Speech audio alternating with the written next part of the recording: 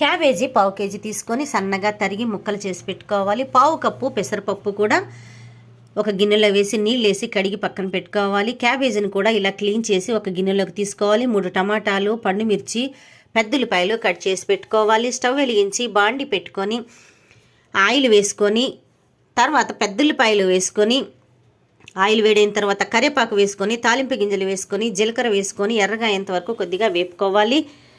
ఒక 5 చిన్నుల్లిపాయలు, ఒక చిన్న అల్లం ముక్క వేసి పలుకులుగా దంచి ఈ తాలింపులో వేసేసుకోవాలి. క్యాబేజీ గ్యాస్ ఫామ్ అవ్వకుండా ఉంటుంది.